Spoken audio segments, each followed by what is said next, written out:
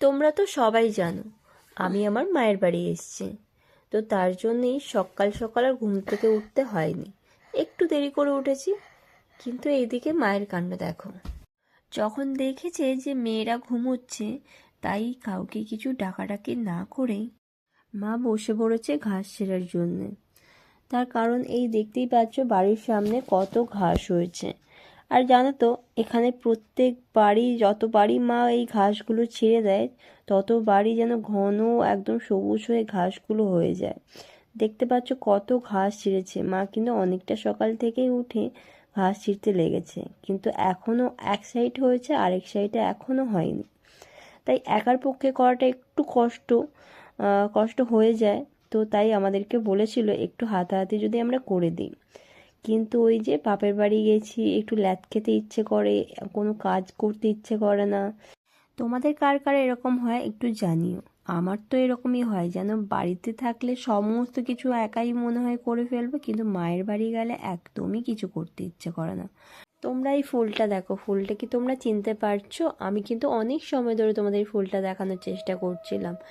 তো এই ফুলটা তো আমার খুবই ভালো লাগে, গন্ধটাও যেমন ভালো লাগে, ফুলটাও তো খুবই ভালো লাগে। কিন্তু এই ফুলটা না সেরকমভাবে হয়ই না বলতে গেলে। আমি আমার মানে বাড়িতে লাগিয়েছি, দুটো গাছ এনে লাগিয়েছি, একটা ছোট আর একটা বড়, যাতে বড় ফুল হয় ছোট ফুল হয়, কিন্তু কোনো গাছে একটাও এই ফুল ধরে না।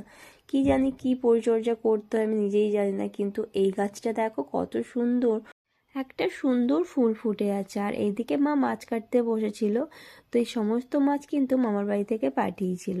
তো সেসবই গল্প করছিলাম। আর এইদিকে এই জামরুলগুলো দেখো, মায়েদের কাছে কত জামরুল হয়েছে। তো এই জামরুলগুলো আমরা পেরেছি, আর বেশি পারিনি। তার কারণ হচ্ছে এগুলো সেরকমভাবে এখনো পাকেনি, মানে আরো বড় হবে এগুলো, কিন্তু পাখিতে না একটাও রাখছে না, খেয়ে খেয়ে চারিদিকে ফেলছে। মানে কত জামরুল পুরো খেয়ে খেয়ে একটু একটু খেয়ে ফেলে দিচ্ছে।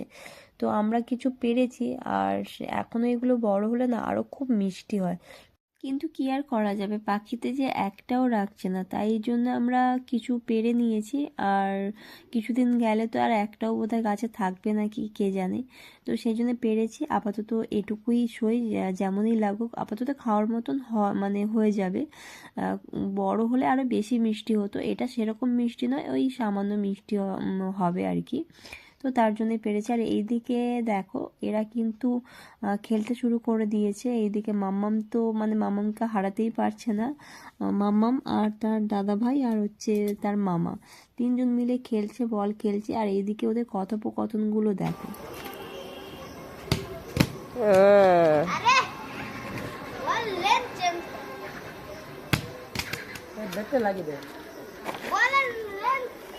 কার ছেলে জানিস তো, আর কার ভাইপো জানিস তো?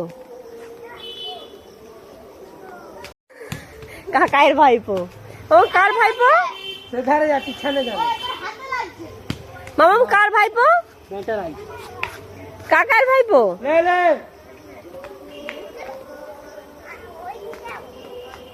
অত দূরে নয়, তার কাকাই ট্রেনিং দেয়, বুঝেছিস? তার কাকাই ট্রেনিং দেয়।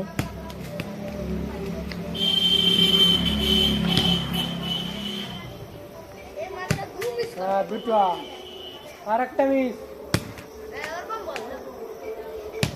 হয়েছে, পাপাকে মার দেবো।